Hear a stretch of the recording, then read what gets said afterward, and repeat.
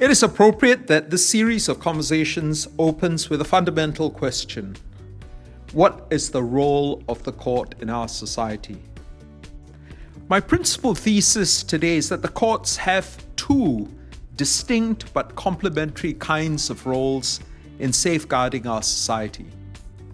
The first is the one we're all familiar with, the court's adjudicative role, to interpret and apply the law in each case in a fair and principled way that ensures respect for the constitutional and institutional space of each branch of the government. The second might be labeled the court's systemic role, by which I mean its task of developing and operating a system for the administration of justice that is accessible to all and meets the needs of all. It is by discharging both these roles that the courts can secure public trust in our justice system and more broadly in the rule of law in our society.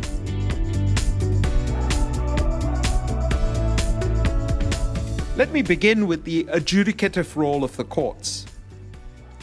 In deciding each case that comes before them, the courts exercise the judicial power that is vested in them by the Constitution, which is the supreme law of the land and which enshrines, among other things, the fundamental liberties of our people.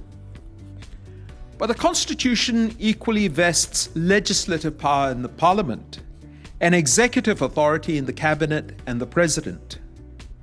This reflects a separation of powers premised on the notion that the judiciary, the executive, and the legislature are co-equal branches of government, each with its own constitutional territory and institutional space.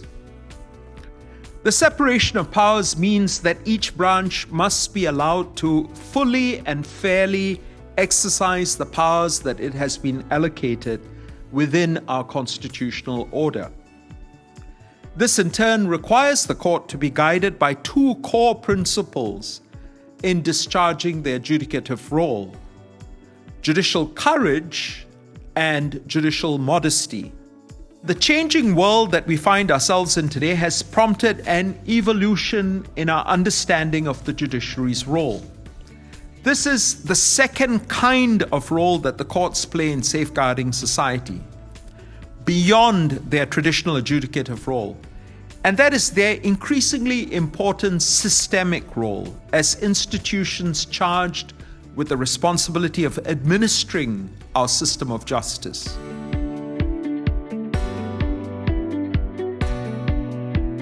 This broader conception of the court's role flows from the recognition that our true mission as a court is to ensure the fair and efficient administration of justice. The adjudication of discrete disputes is thus a part, albeit a very important part, of the much larger picture of how our legal system delivers justice to its users.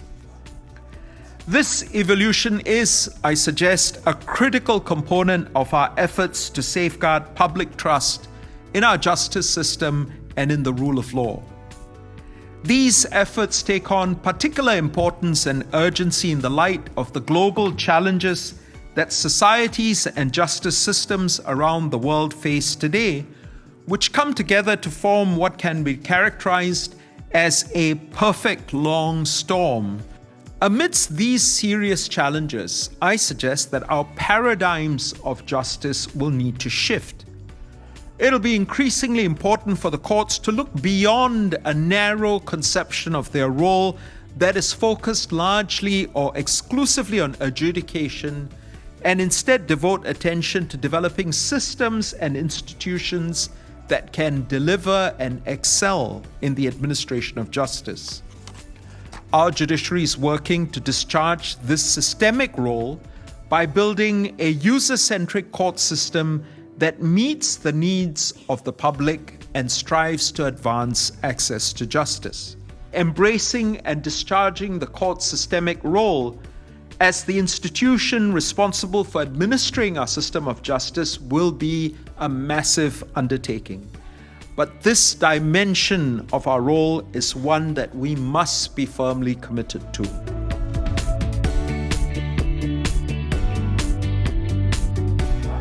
You suggested that the political process and the institutions involved in the political process are actually better suited to deal with questions that raise social political controversies.